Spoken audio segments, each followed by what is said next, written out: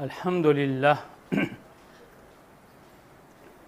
والصلاة والسلام علی رسول اللہ وعلی آلہ واصحابہ ومن تبعہم بإحسان الی یوم الدین، اما بعد۔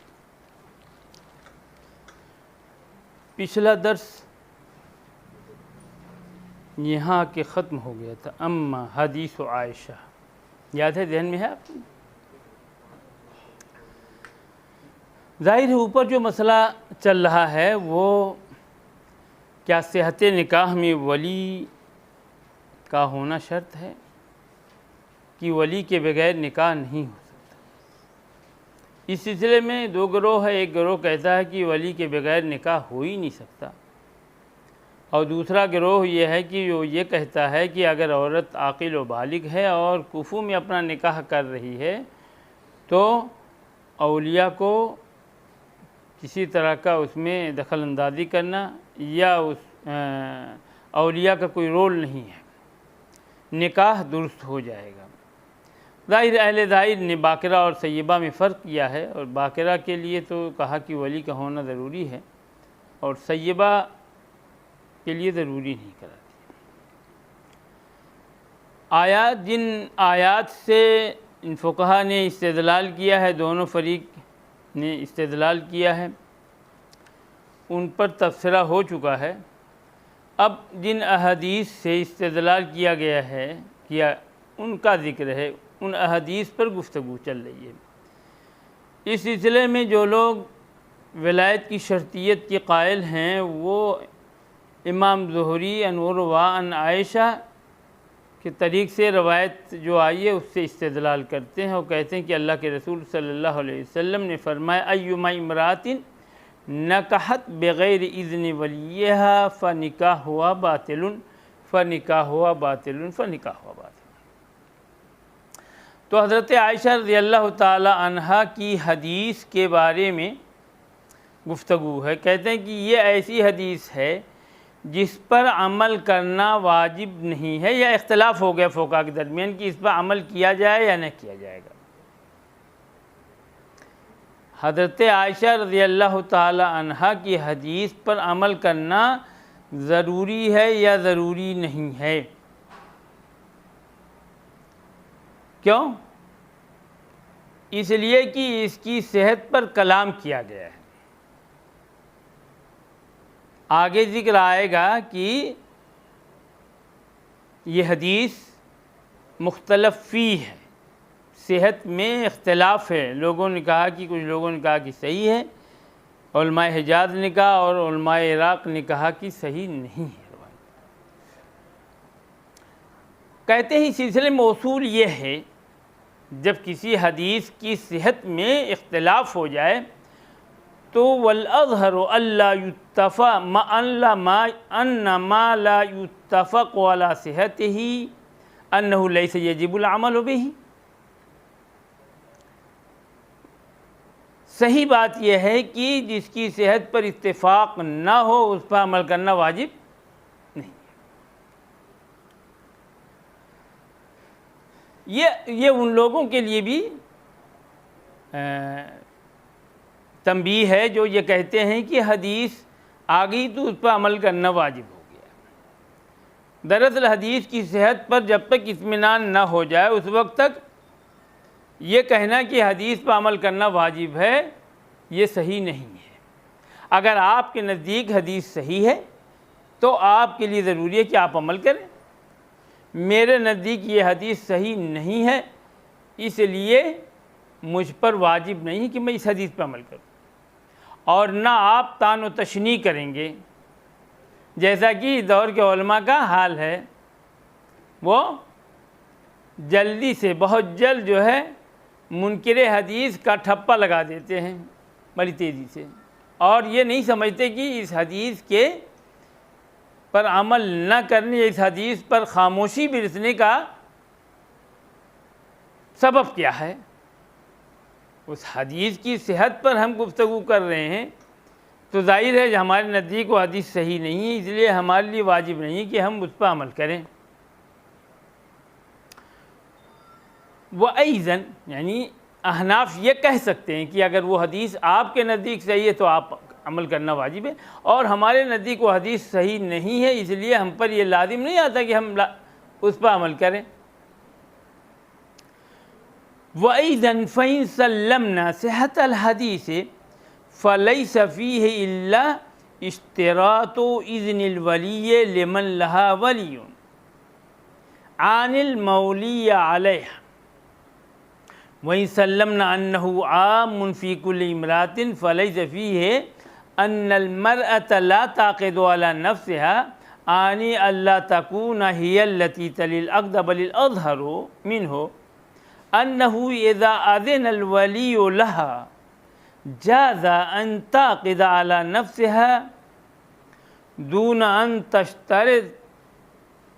تشترط في صحة النكاح اشہاد الولی معہ۔ کہتے ہیں کہ اگر ہم حدیث کی صحت کو تسلیم بھی کر لیں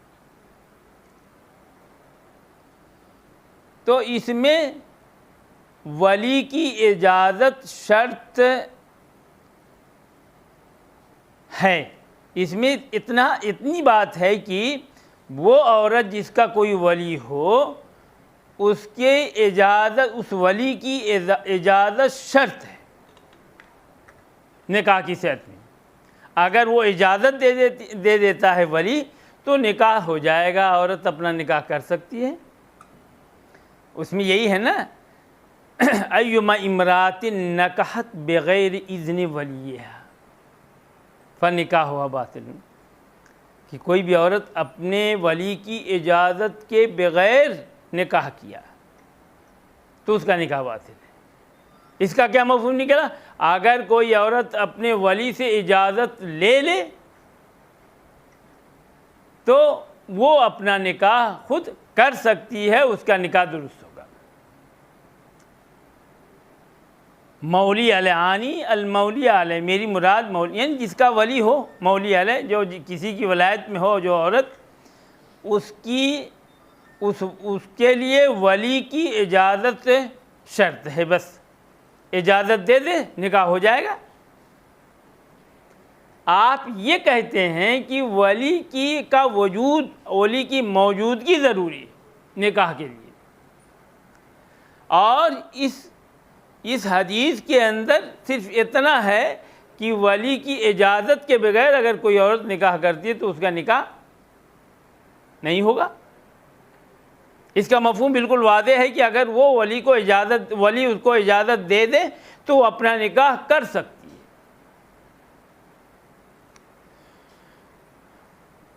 وَإِن سَلَّمْنَا أَنَّهُ عَامٌ فِي كُلِّ امْرَأَةٍ فَلَيْسَ فِيهِ أَنَّ الْمَرْأَةَ لَا تَعْقِدُ عَلَى نَفْسِهَا، اگر ہم یہ تسلیم کر لیں کہ یہ حکم ہر عورت کے سلسلے میں عام ہے، یعنی ایما امرأۃ نکحت بغیر اذن ولیہا، ایما کوئی بھی عورت، یہ ہر عورت کے بارے میں عام ہے، تو اس مفہوم کو لینے میں بھی اس سے زیادہ کچھ نہیں ہے کہ یہ بات نہیں ہے کہ عورت اپنی ذات اپنا نکاح نہیں کر سکتی۔ میری مراد یہ ہے کہ عورت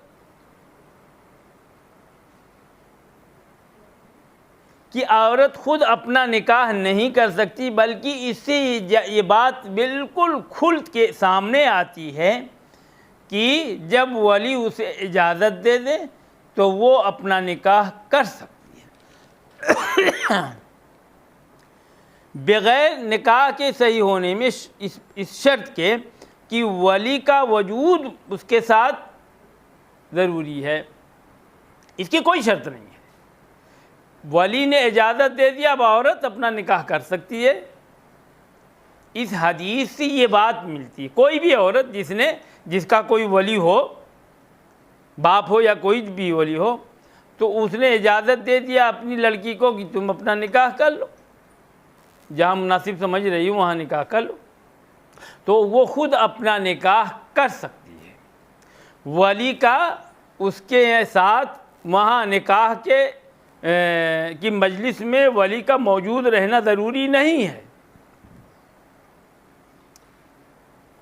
اس حدیث کا یہی مفہوم نکلتا ہے، اس لیے اس سے ان کا استدلال کرنا اس بات پر کہ ولی کا ہونا نکاح، عقد نکاح کے لیے، صحت نکاح کے لیے شرط ہے، یہ بات اس پر استدلال کرنا اس روایت سے درست نہیں ہے، اس لیے کہ اس کے دوسرے احتمالات ہیں اور جو بڑے ہی قوی ہیں۔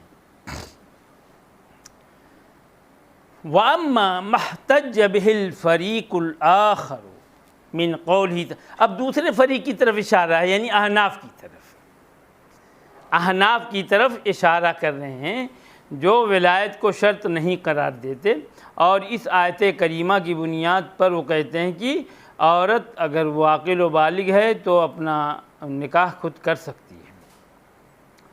رہا دوسرے وَأَمَّا مَحْتَجَّ بِهِ الْفَرِيقُ الْآخَرُ مِنْ قَوْلِهِ تَعَالَى فَلَا جُنَاحَ عَلَيْكُمْ فِي مَا فَعَلْنَا فِي أَنفُسِهِنَّ بِالْمَعْرُوفِ فَإِنَّ الْمَفْهُومَ مِنْهُ النَّهْيُ عَنِ التَّثْرِيبِ عَلَيْهِنَّ فِيمَا اسْتَبْدَدْنَ بِفِعْلِهِ دُونَ أَوْلِيَائِهِنَّ وَلَيْسَ هَاهُنَا شَيْءٌ يُمْكِنُ أَن تَسْتَبِدَّ بِهِ الْمَرْأَةُ دُونَ الْوَلِيِّ إِلَّا عَقْدَ النِّكَاحِ فَظَاهِرُ هَذِهِ الْآيَةِ وَاللَّهُ عَالَمٌ أَنَّ لَهَا أَن تَعْقِدَ النِّكَاحَ وَلِلْأَوْلِيَاءِ الْفَسْخُ إِذَا لَمْ يَكُنْ بِالْمَعْرُوفِ وَهُوَ الظَّاهِرُ مِنَ الشَّرْعِ إِلَّا أَنَّ هَذَا لَمْ يَقُلْ بِهِ أَحَدٌ وَأَنْ يُحْتَجَّ بِبَعْضِ ظَاهِرِ الْآيَةِ عَلَى رَأْيِهِمْ وَلَا يُحْتَجُّ بِبَعْضِهَا فِيهِ ضَعْفٌ۔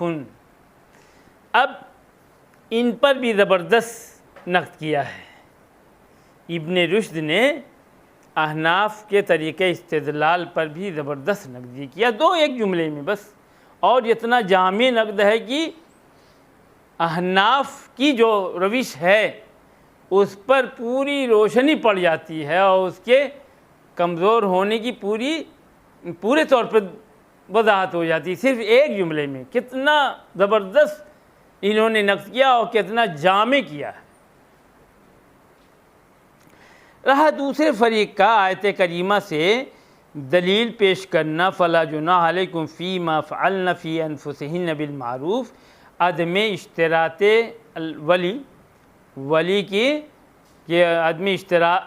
ولی کے شرط نہ ہونے پر دلیل اس آیت سے استدلال کرنا۔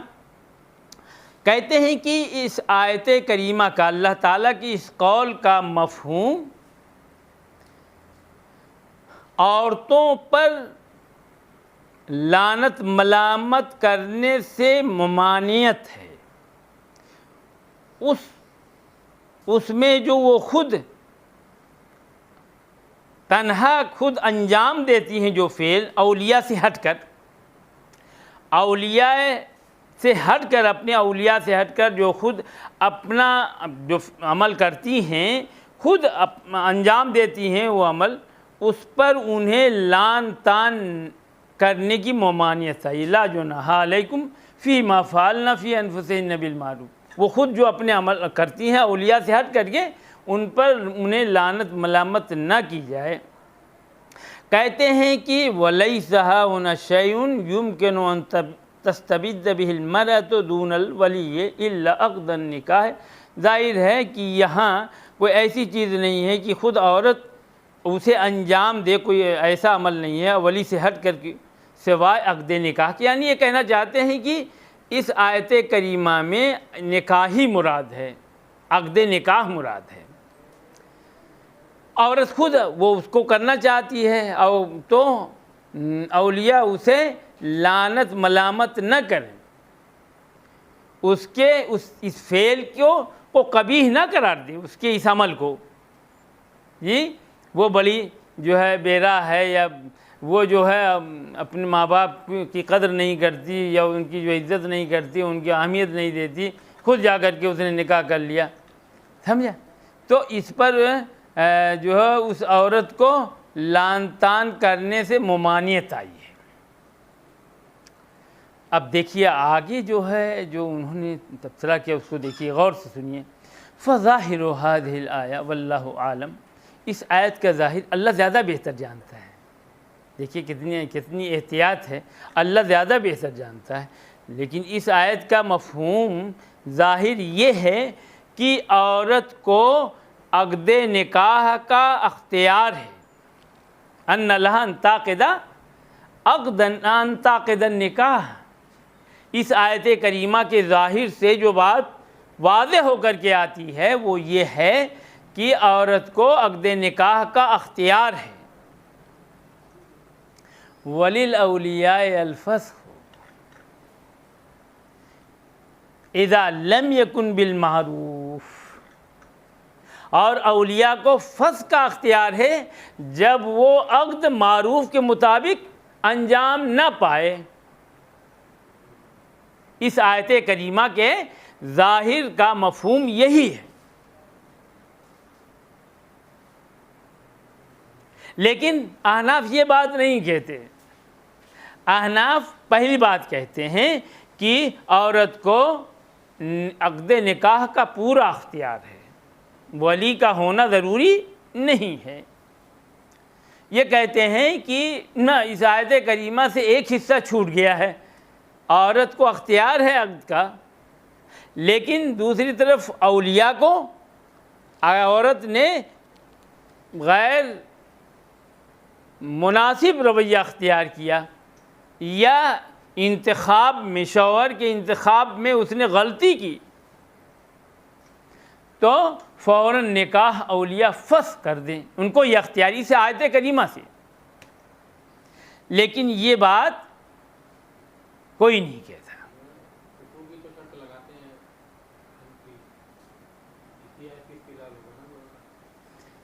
یہ ایک رائے ہے، باقی عمومی رائے یہ ہے کہ مطلقاً عورت اپنے سلسلے میں فیصلہ کر سکتی ہے، عقد نکاح کا فیصلہ وہ خود کر سکتی ہے۔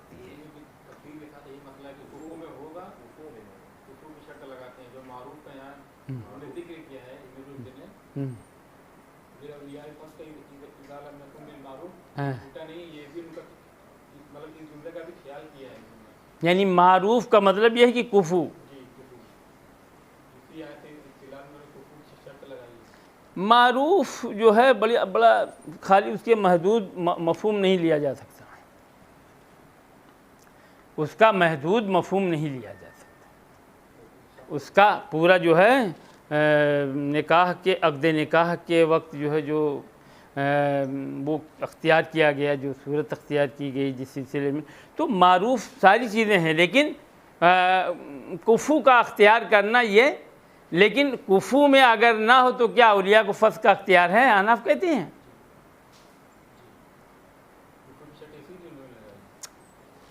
نہ۔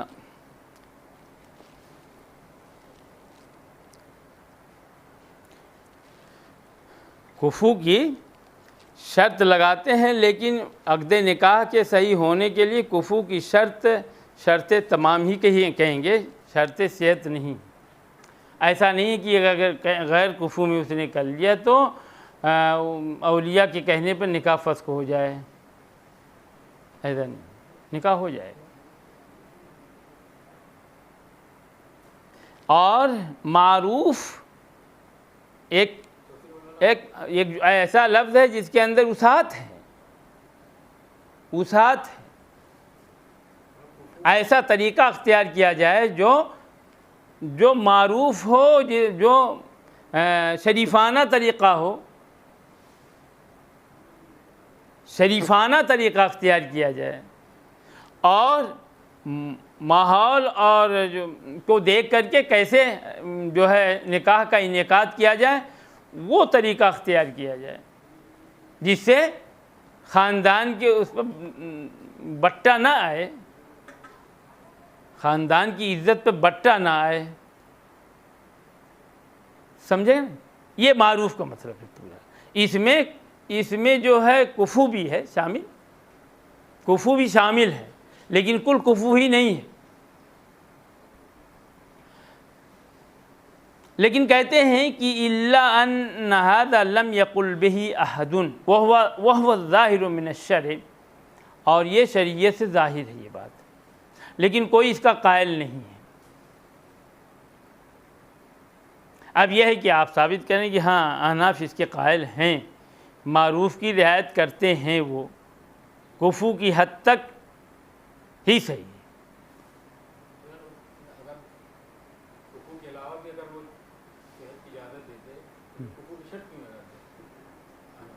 شرط کی کئی نوعیتیں ہوتی ہیں، شرط کی کئی طرح کی شرطیں ہوتی ہیں، اور اس میں مطالعہ کر کے آئیے، دیکھ کے آئیے۔ ابن رشد کہتے ہیں وَأَنْ يُحْتَجَّ بِبَعْضِ ظَاهِرِ الْآيَةِ، آیت کے کچھ ظاہر سے، کسی ظاہر سے اپنی رائے پر استدلال کرنا اور کچھ دوسرے حصے کو نظر انداز کر دینا، اس سے دلیل نہ پیش کرنا، اس طریقے استدلال میں ضعف ہے، اور احناف کے یہاں یہ بہت پایا جاتا ہے۔ آپ کو جگہ جگہ اس بات یہ ملے گا۔ وَأَمَّا اضافت النکاح الیہن فلیس فیہ دلیل علی اختصاصہن بالعقد، لیکن الاصل هو الاختصاص الا ان یقوم الدلیل علی خلاف ذلك۔ واما حدیث ابن عباس فهو العملی ظاہر فی الفرق بین الثیب والبکر، لأنه اذا كان كل واحد منهما يستأذن ويتولى العقد عليهما الولي، فبماذا ليت شعري تكون الأيم أحق؟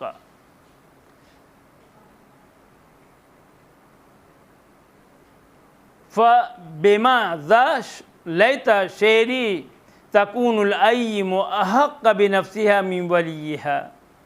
وحديث الظهر هو أن يكون موافقا هذا الحديث أهرى من أن يكون معارضا۔ اب احناف نے جو یہ کہا ہے کہ اضافت، نکاح کی اضافت یا نسبت ان کی طرف کی گئی ہے، فی مفعلنا، ان ینکحنا، عورتوں کی طرف یہ فعل کی اضافت کی گئی ہے نا، اس پر یہ تبصرہ کر رہے ہیں۔ رہا عورت کی طرف نکاح کی نسبت یا نکاح کی اضافت، تو اس میں کوئی دلیل نہیں ہے اس بات پر کہ یہ خاص انہیں اختیار ہے عقد کے سلسلے میں۔ یہ اضافت اس بات کی دلیل نہیں ہے کہ وہ انہیں خاص اختیار ہے عقد نکاح میں ولی سے ہٹ کر۔ لیکن اصل اختصاص ہی ہے اللہ کی دلیل اس کے خلاف قائم ہو جائے۔ دراصل ابن رشد نے اپنی بات کہی اور پھر اسی اپنی بات ہی کی تردید کر دی، اور کیا کہنا چاہتے ہیں یہ بات واضح نہیں ہو رہی، اس جملے سے یہ بات واضح نہیں ہو رہی۔ اگر نکاح کی اضافت عورتوں کی طرف اس سے خود انہیں خاص اختیار ملتا ہے عقد نکاح میں، یہ دلیل ہے اس بات کی، تو پھر یہ کہنا کہ لیکن الاصل هو الاختصاص، اصل یہ ہے کہ یہ چیز اختصاص ہی پر دلالت کرتی ہے، الا یقوم الدلیل علی خلاف ذلک، اللہ کی دلیل اس کے خلاف کوئی قائم ہو جائے، تو ظاہر ہے یہ عبارت خود انہوں نے اپنے کوئی وضاحت انہوں نے نہیں کی، اور اس کو اتنی اہم عبادت، ایک اہم جو ہے پہلو تھا، اس کو انہوں نے مبہم کر دیا گھما پھرا کر کے، خود تضاد ان کی عبارت میں ہے۔ کیا وہ کہنا چاہتے ہیں ابن رشد؟ یہ ان کی بات میں تضاد ہے، ایک بات کہا انہوں نے، اس کے بعد پھر جا کر کے اس کی تردید کر دی دوسرے جملے میں۔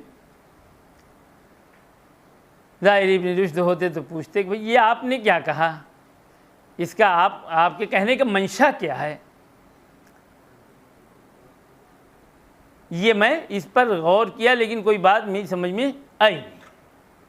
اور ضروری نہیں کہ مؤلف کی ہر ایک بات کو جو ہے قرہ سمجھ لیں، ممکن ہے مؤلف نے غلطی کی ہو، اس بات کا بھی امکان ہے کہ مؤلف نے غلطی نہیں کی، کچھ کہنا چاہ رہا ہے لیکن جو ہے مدرسین یا دارسین یہ ان کے اندر وہ لیاقت نہیں ہے کہ اس بات کو سمجھ سکیں۔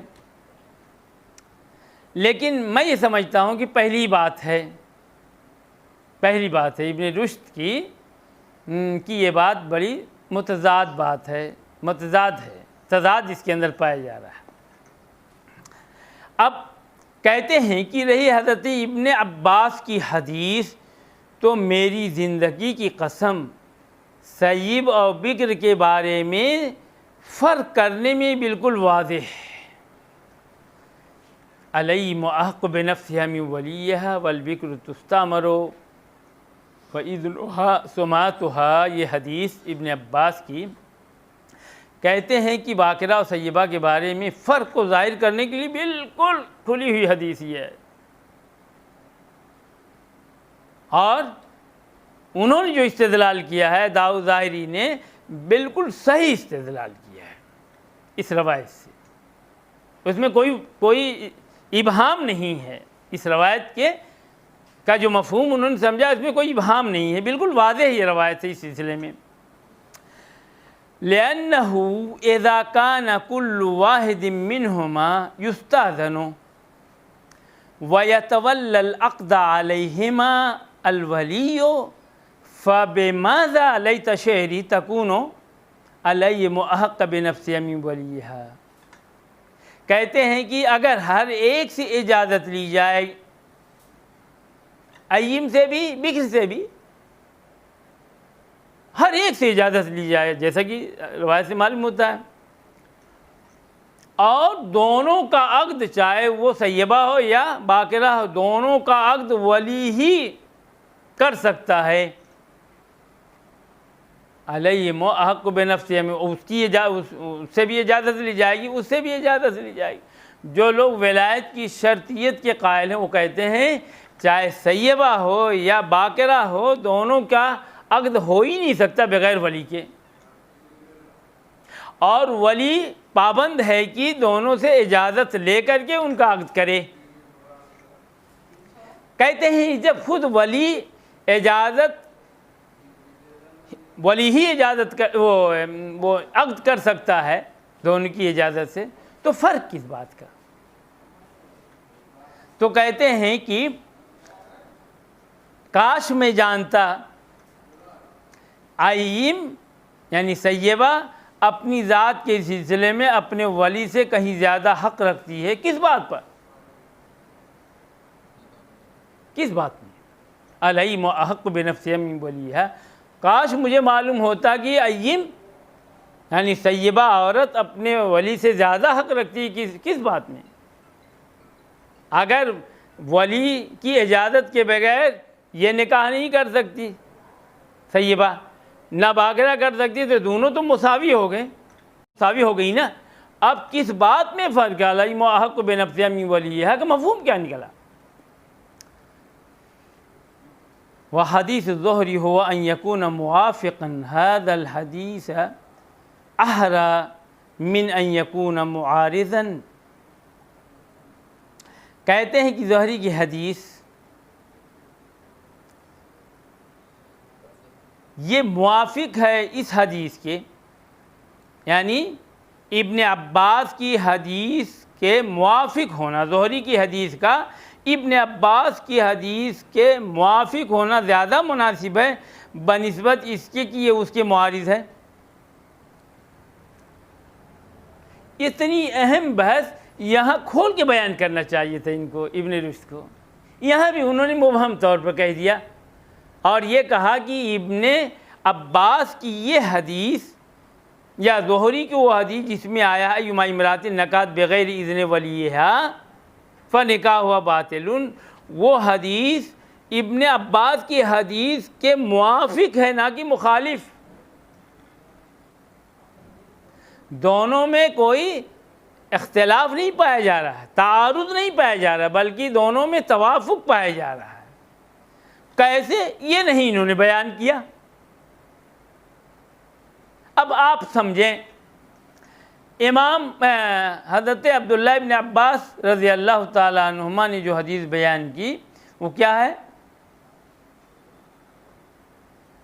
ابھی حدیث میں نے بیان کیا تھا نا، وہ یہی ہے نا کہ الیم احق بنفسها من ولیها والبکر تستعمر فی نفسها واذنها سماتها۔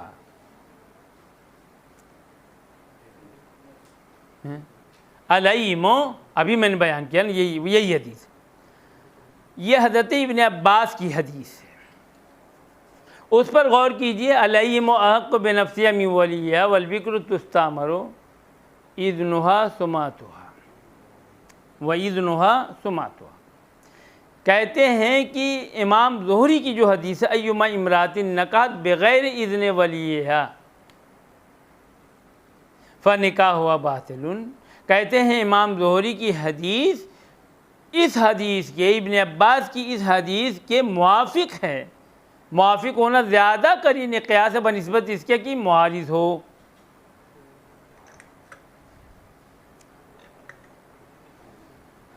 دونوں میں تھوڑا سا فرق ہے۔ امام ظہری کہتے ہیں کہ اللہ کے رسول صلی اللہ علیہ وسلم نے فرمایا کہ کسی عورت نے اپنے ولی کی اجازت کے بغیر نکاح کیا تو اس کا نکاح باطل ہے۔ اپنے ولی کی اجازت کے بغیر، کسی عورت نے اپنے ولی کی اجازت کے بغیر نکاح کیا تو وہ نکاح باطل ہے۔ اب اگر کسی ولی کو اپنی ولیہ کا نکاح کرنا ہو تو اسے اجازت نہیں۔ دونوں میں تو کوئی ٹکراؤ نہیں ہے، یہ میں نے اپنی ذہن سے سوچا ہے، لیکن اس کی وضاحت یہاں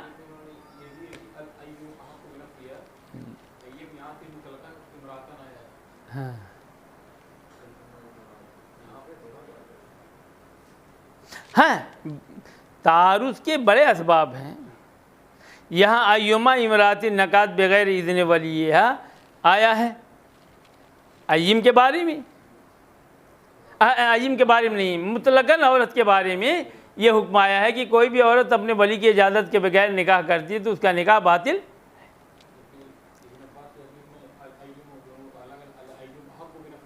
من ولیہا، اب عورت نکاح کرنا چاہتی ہے تو وہ اپنی پہلی حدیث یعنی امام ظہری کی حدیث کے موافق وہ اپنے ولی سے اجازت لے، اور ولی نکاح کرنا چاہتا ہے ولیہ کا، عورت کا، اپنی جو ہے مولیہ کا، بیٹی کا، بھتیجی کا، تو یہ ولی اس سے اجازت لے تو گویا کہ نکاح جو صحیح ہوگا دونوں طرف سے رضامندی پائی جائے۔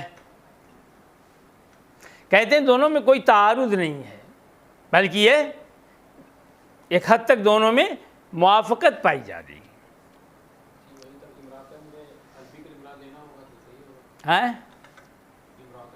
ہاں کیوں خاص کریں گے؟ اس میں تخصیص کرنے کی کوئی گنجائش نہیں۔ روایت میں ایما امرات، کتنا اس میں تنکیر پائی جا رہی ہے۔ تخصیص آپ کریں گے تو اس لفظ کے بالکل خلاف آپ بات کہیں گے۔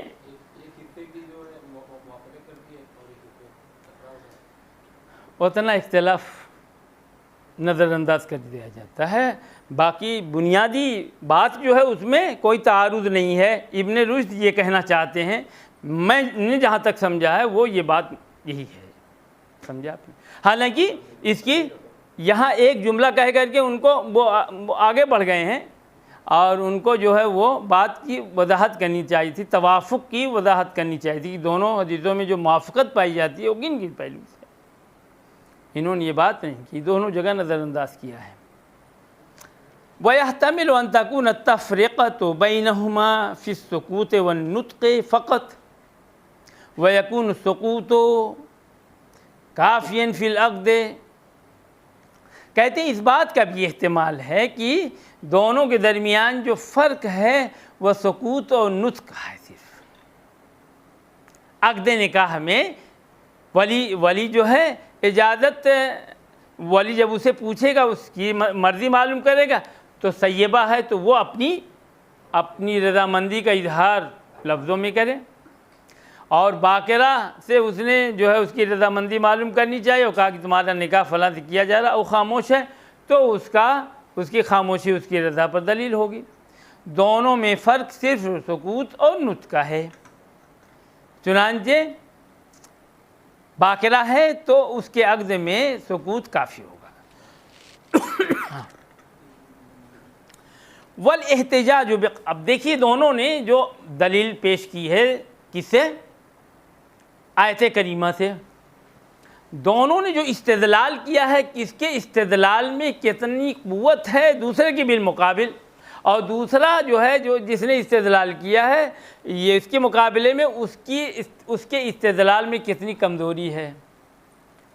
زبردست جو ہے محاکمہ کیا ہے ابن رشد نے، اور دکھایا ہے کہ کس کا پلہ اس میں بھاری ہے دوسرے کے مقابلے میں۔ دیکھیے والاحتجاج بقوله تعالی فلا جناح علیکم فیما فعلن فی انفسہن بالمعروف هو اظہر فی ان المرأة تلی العقد من الاحتجاج بقوله ولا تنکح المشرکین حتی یؤمنوا على ان الولی هو الذی یلی العقد۔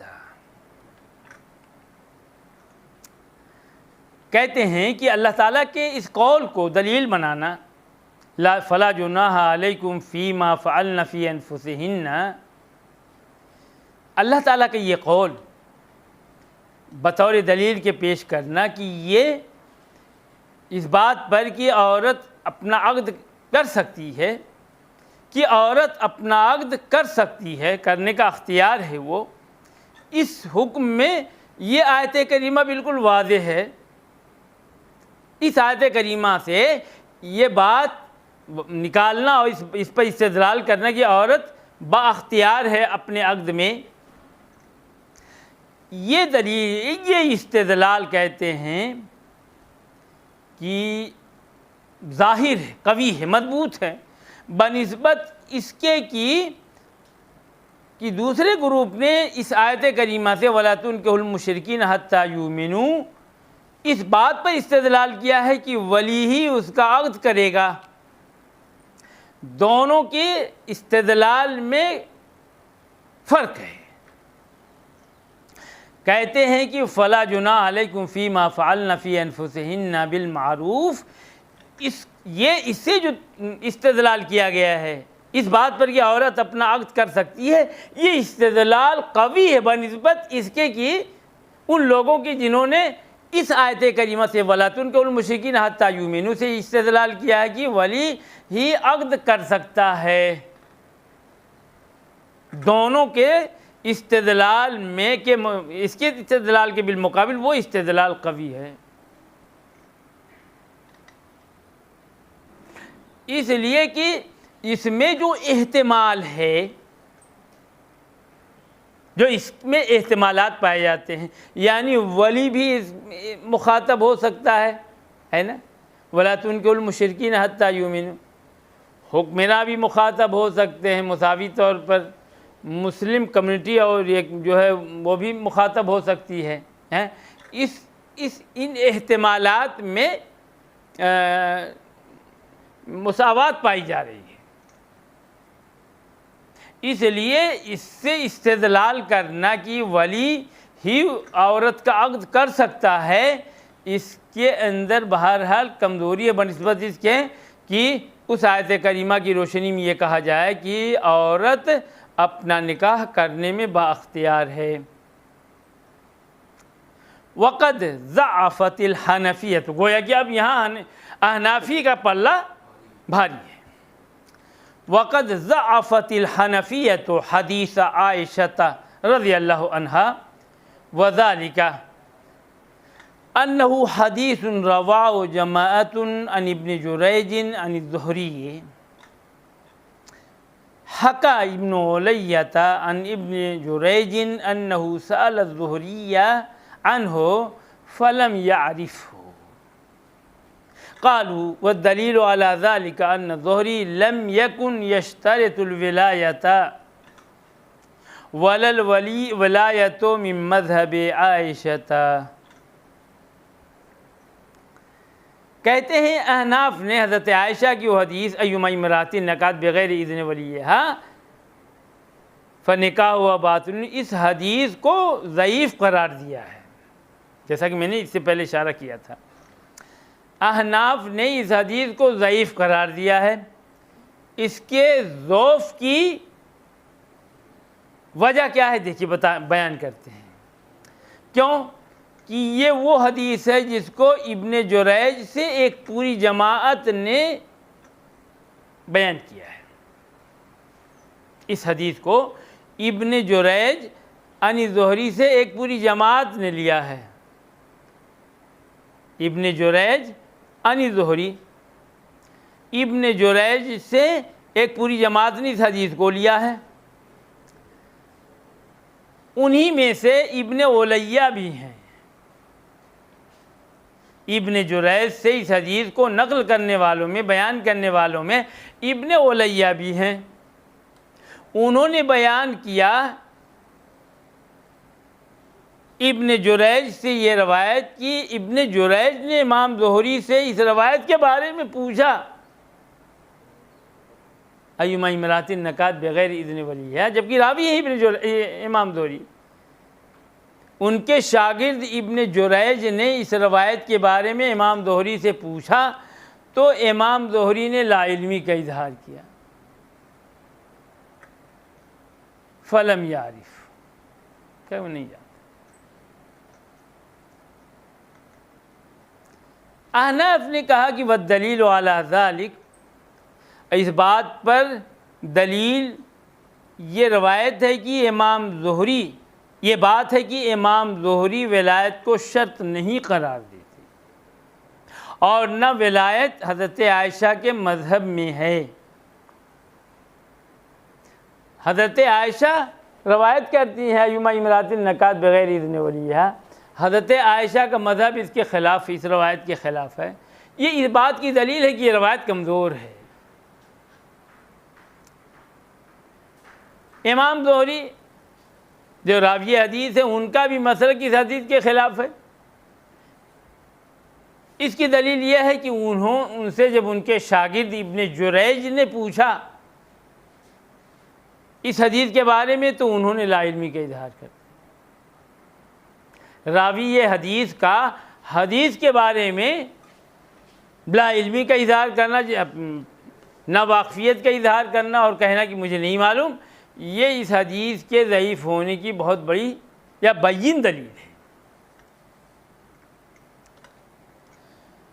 اس لیے یہ حدیث کمزور ہے۔ اسی طرح مختلف روایات سے بھی استدلال کیا گیا ہے، اس پر بھی انہوں نے روشنی ڈالی ہے، اس کو چھوڑا نہیں ہے کسی بھی روایت کو۔ وقد احتجوا ايضا بحدیث ابن عباس انہ قال لا نکاح الا بولی وشاہد عدل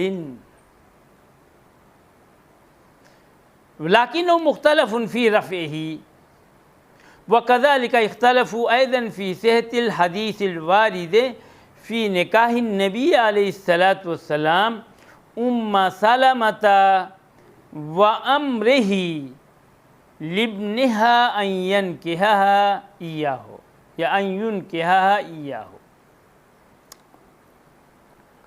ولایت کی شرطیت کے جو لوگ قائل ہیں انہوں نے اس روایت کو بھی سامنے رکھا ہے اور دلیل کے طور پر پیش کیا ہے جو ابن عباس سے مروی ہے۔ وہ کیا ہے؟ ابن عباس کہتے ہیں کہ لا نکاح الا بولی وشاہد عدل۔ ابن عباس نے یہ روایت بیان کی کہ کوئی نکاح نہیں بغیر ولی کے اور دو عادل گواہوں کے۔ دو عادل گواہوں کے اور ولی کے بغیر کوئی نکاح نہیں ہے۔ اگر کوئی نکاح کرتا ہے بغیر ولی کے تو اس کا نکاح نہیں ہوگا، بغیر دو گواہوں کے نکاح کرتا تو اس کا نکاح نہیں ہوگا۔ لَكِنَّهُ مُخْتَلَفٌ فِي رَفْعِهِ، لیکن اس حدیث کے مرفوع ہونے میں اختلاف کیا گیا ہے۔ یہ زیادہ لوگوں کی رائے یہ ہے کہ یہ ابن عباس کی اپنی رائے ہے۔ كُلُّ قَوْلٍ يُؤْخَذُ وَيُرَدُّ إِلَّا قَوْلَ صَاحِبِ هَذَا الْقَبْرِ، امام مالک کا مشہور مقولہ ہے، کہتے تھے درس کے دوران حدیث کے کہ ہر قول کو لیا بھی جا سکتا ہے چھوڑا بھی جا سکتا ہے سوائے صاحب قبر کے قول کے، اس میں اختیار نہیں ہے۔ تو ابن عباس کی یہ رائے ہے، ان کی اپنی رائے ہو سکتی ہے۔ اگر آپ یہ کہتے ہیں کہ نہیں یہ مرفوع حدیث ہے تو اس کے مرفوع و موقوف ہونے میں اختلاف ہو گیا ہے۔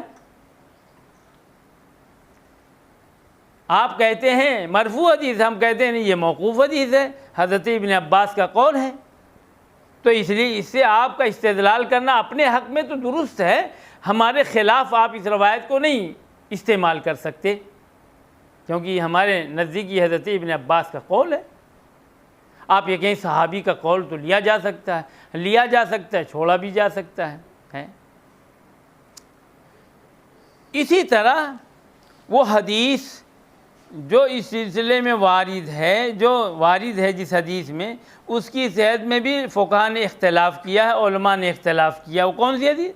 نبی علیہ السلام کا ام سلمہ سے نکاح کرنا اور آپ کا ان کے بیٹے سلمہ کو حکم دینا کہ وہ اپنی ماں کا نکاح آپ صلی اللہ علیہ وسلم سے کر دیں۔ اس روایت کو بھی پیش کیا جا سکتا ہے کہ اللہ کے نبی صلی اللہ علیہ وسلم نے سلمہ سے کہا کہ تم اپنی ماں کا نکاح مجھ سے کر دو حیثیت ولی کے۔ اس میں بھی اختلاف ہے، اس لیے کہ سلمہ وہ نابالغ تھے، ان کی ولایت کا اعتبار ہی نہیں ہوگا، ان کی ولایت کا اعتبار نہیں ہے، اس لیے اس سے آپ اپنے حق میں استدلال کر رہے ہیں، یہ مناسب نہیں ہے۔ یہ وہ شرعی نصوص ہیں قرآن و سنت سے جس سے ان فقہاء نے اپنے مسلک پر دلیل کے طور پر انہیں پیش کیا ہے، اپنے مسلک پر استدلال کیا ان روایات سے۔ اب وَأَمَّا الْاحْتِجاج، ایک دوسری جہت سے اب تجزیہ کر